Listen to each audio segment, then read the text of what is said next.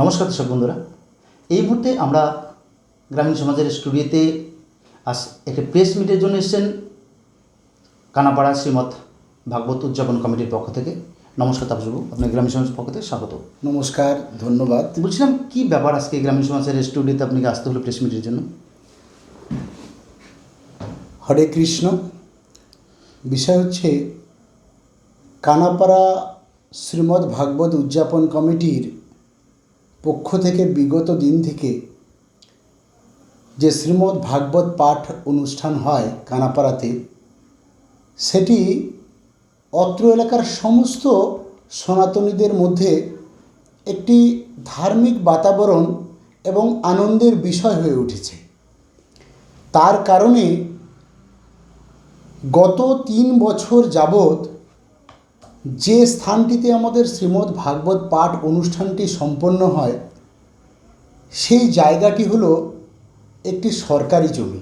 আমরা গত প্রেস মিটেও এই কথাটি আমরা বলেছি, গ্রামীণ সমাচারের প্রেস মিটে।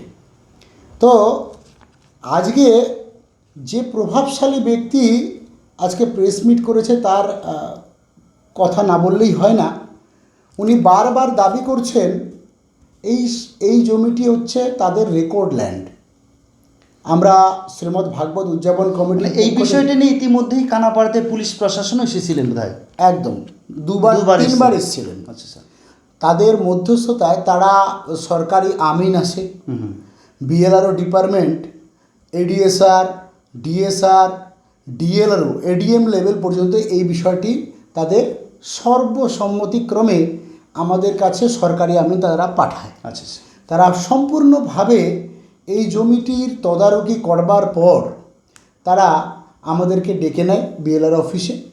বিএলআর অফিসে যাওয়ার পর তারা সম্পূর্ণ জমির তথ্য আমাদের হাতে তুলে দেয়। এই জমিটি আমি একটু আজকে বিশদভাবে এই জমিটির আপনাদের সামনে তুলে ধরতে চাই, মানে মূল বিষয়বস্তু। এই জমিটি কি?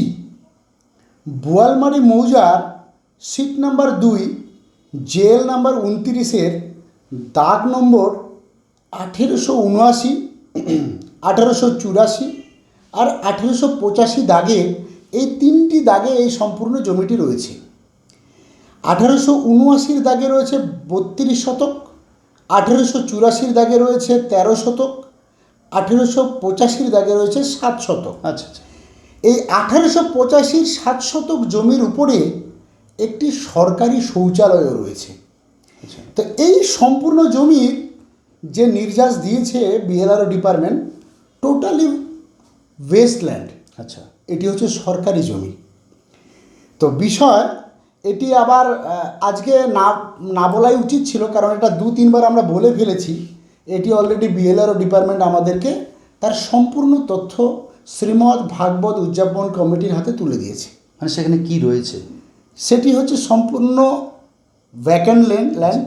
সেই জমিটির ওপরে যে প্রভাবশালী ব্যক্তিরা ব্যারিকেড দিয়েছে, দখল করেছে, সেই জায়গাটিকে সম্পূর্ণ টোটাল জায়গাটি হচ্ছে ওয়েস্টল্যান্ড, সরকারি জমি। আচ্ছা। হ্যাঁ, তো বিষয় আমরা এই জমিটির বারবার এতবার বিএলআরও ডিপার্টমেন্ট যেহেতু আমাদেরকে বারবার বলেছে, আর আমরা যেহেতু একটি ধর্মীয় সংস্থান, আচ্ছা আচ্ছা, শ্রীমৎ ভাগবত উদযাপন কমিটি একটি ধর্মীয় সংস্থান, কোনোদিনও অবৈধভাবে কারো ব্যক্তিগত জমি কখনো দখল করতে যাবে না।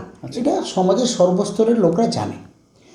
আর এই যে প্রভাবশালী ব্যক্তি যারা আজকে বলেছেন যে আমরা অনৈতিকভাবে দখল করিনি, সেটি হচ্ছে তাদের জমি। এই কথাটি তো আমরা বলতে পারি না এই জমিটি আমাদের। এই জমিটি সম্পূর্ণভাবে গভর্নমেন্ট প্রপার্টি। আচ্ছা আচ্ছা। এই কথাটি বলতে হলে তাদেরকে বলতে হবে বিএলআরও ডিপার্টমেন্টকে, বলতে হবে ভূমি রাজস্ব ডিপার্টমেন্টের উচ্চ পদাধিকারী ব্যক্তিদের সঙ্গে তাদের এই কথাপত্তন বলতে হবে যে এই জমিটি আমাদের।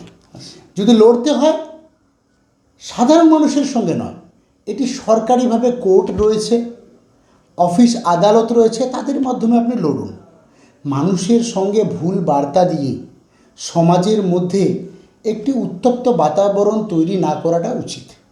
যেহেতু এই প্রভাবশালী ব্যক্তিদের বাড়ির মধ্যে অন্যতম একজন ব্যক্তিত্ব রয়েছেন, তিনি একজন হাই স্কুলের শিক্ষক। আচ্ছা। সেই ব্যক্তি কি করে অবৈধভাবে সেই সরকারি জমিটি দখল করে, এবং তিনি বিভিন্নভাবে বলেছেন যে শ্রীমদ্ ভাগবত উদযাপন কমিটি নাকি ধর্মের নাম করে শোষণ করছে। আমি তার উত্তরে আমি দিতে চাইছি, ধর্মকে কেন্দ্র করে শ্রীমদ্ ভাগবত উদযাপন কমিটি সমাজের মধ্যে একটা ধার্মিক বাতাবরণ তৈরি করছে। এখানে আর্থিক কোনো কিছুর সঙ্গে শ্রীমদ্ ভাগবত উদযাপন কমিটির কোনো রকম বিষয় নেই। আচ্ছা। জমি সংক্রান্ত বিষয় নিয়ে আমাদের কোনো বিষয় নেই। বিষয় কি রয়েছে, এই সরকারি জমিটি যদি সংরক্ষিত থাকে তবে আমরা ধার্মিক কাজকর্ম করতে পারবো। আচ্ছা। আর এই সরকারি জমিটি যে প্রভাবশালী ব্যক্তিরা, আমি ম্যাপ করে এনেছি, তার অনেকটা অংশ তারা বিক্রি করেছে, দখল করে বিক্রি করেছে, আবার নতুন করে পুনর্দখল করেছে। আচ্ছা। তো এই বিষয়গুলি যেন না হয়, এই সরকারি জমিটি যেন সংরক্ষিত থাকে, সমাজের সর্বস্তরের মানুষ যেন এই জমিটিকে ব্যবহার করতে পারে, তার জন্যই আমরা বিএলআরও ডিপার্টমেন্ট, ডিএলআরও ডিপার্টমেন্ট সকলের কাছে আমরা আর্জি জানিয়েছি। আচ্ছা। আচ্ছা। তারা আমাদের অকপটে আমাদেরকে সম্পূর্ণভাবে সহযোগিতার হাত বাড়িয়ে দিয়ে আমাদেরকে পেপারস ওয়ার্ক কিছু করতে বলেছেন। আমরা সেই অনুযায়ী বিএলআরও সাহেবের অনুমতি নিয়ে আমরা যে জায়গাগুলোতে DSR, ADSR, DLRO, BDO, SDO, সেই জায়গাগুলিতে আমরা পিটিশনগুলি আমরা দাখিল করি। সেই মর্মে ভূমি রাজস্ব দপ্তর থেকে আমাদেরকে পেপারস ওয়ার্ক বিভিন্নভাবে আমাদেরকে এগিয়ে দিচ্ছে, যেন শ্রীমদ্ ভাগবত উদযাপন কমিটি আগামী দিনে কানাপাড়া শুধু নয়, বোয়ালমারি এলাকার সর্বস্তরের মানুষের মধ্যে একটি ধার্মিক বাতাবরণ তৈরি করতে পারে, সমাজের মধ্যে যেন সমরসতা তৈরি হয়, তার জন্য কাজ করে যাচ্ছে। এবার মূল বিষয়ে যাই। যেহেতু আজকে যেই শিক্ষক এই সরকারি জমিটি দখলের মধ্যে একজন অন্যতম ভূমিকা পালন করেছেন, উনি বলেছেন, কি বলেছেন, কানাপাড়া শ্রীমদ্ ভাগবত উদযাপন কমিটি ধর্মের নাম করে শোষণ করছে। এবার তাদের ব্যক্তিগত বিষয়ে আমার যাওয়ার কোনো ইচ্ছে ছিল না, যেহেতু একটি ধার্মিক প্রতিষ্ঠানকে শোষণের কথা বলেছে, সেই মর্মে আমি কিছু তথ্য তুলে দিতে চাই। ধর্মকে কেন্দ্র করে কানাপাড়াতে বিভিন্নভাবে শোষণ করেছে উক্ত প্রভাবশালী ব্যক্তিরা। কি করে? কানাপাড়াতে একটি হরিমন্দির রয়েছে। এই হরিমন্দির যখন অর্থের প্রয়োজন হয় তখন সার্বজনীন, যখন অর্থের কাজ শেষ হয়ে যায় তখন ব্যক্তিগত। এই ধার্মিক প্রতিষ্ঠানের নাম করে কানাপাড়াতে যে হাটটি রয়েছে, এই হাটটি 1969 সাল থেকে 2026 সাল পর্যন্ত একটা মাসুল তোলা হয়। তাহলে 1969 থেকে 2026 সাল মানে 58 বছর। এই 58 বছর থেকে এই মাসুলের যে টাকা, আজকের ডেটে 28,000 টাকা এবছর ডাক হয়েছে, এই টাকা সম্পূর্ণভাবে তারা হরিমন্দিরের নাম করে তারা শোষণ করছে। তারা হরিমন্দিরের নাম করে কানাপাড়ার অত্র এলাকাতে বহু প্রাচীন গাছ ছিল। আর অত্র এলাকার সমস্ত জনসাধারণরা জানে, কানাপাড়া বাজারের মধ্যে একটি অনেক বড়, অনেক প্রাচীন একটি শিরীষ গাছ ছিল। এইরকম শিরীষ গাছ শুধু নয়, অনেক গাছ তারা বিক্রি করে হরিমন্দিরের নাম করে তারা ব্যক্তিগতভাবে শোষণ করেছে।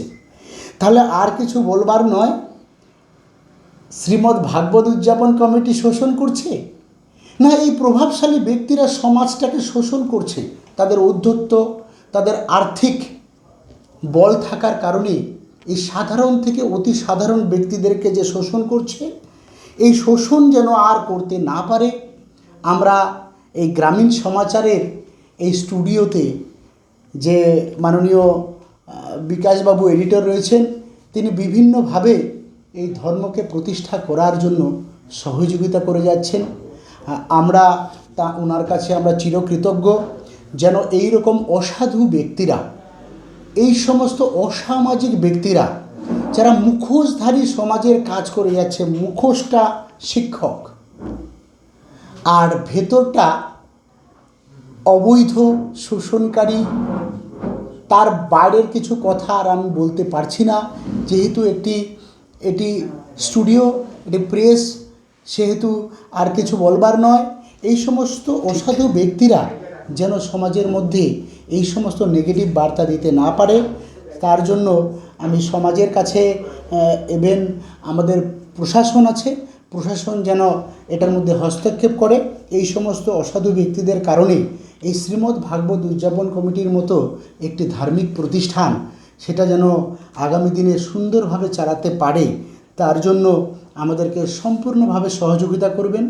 আর এই অসাধু ব্যক্তিদের বিরুদ্ধে যেন যথাযথ স্টেপ নেন, তবেই আমাদের এই শ্রীমদ্ ভাগবত উদযাপন কমিটি সার্থক হবে।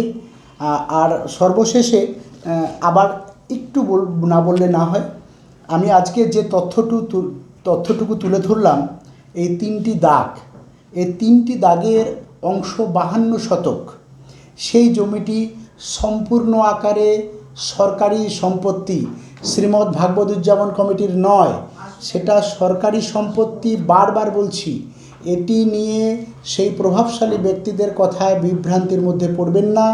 সম্পূর্ণ সরকারি জমি। এই জমিটি আমরা সমাজের স্বার্থে, ধার্মিক কাজের স্বার্থে আমরা যেন ব্যবহার করতে পারি, আপামর জনসাধারণের সর্বাঙ্গীন সহযোগিতায় এই শ্রীমদ্ ভাগবত উদযাপন কমিটির যে কাজ, ধর্ম প্রতিষ্ঠা, সেটা যেন আমরা সম্পূর্ণ রূপ দিতে পারি, এটি আপনাদের কাছে তুলে ধরলাম। আপনারা সহযোগিতা করবেন। অনেক অনেক ধন্যবাদ। তাপসবাবু। আমি একটি শান্তি মন্ত্র পাঠ করে আজকের যে প্রেস আমি শেষ করছি।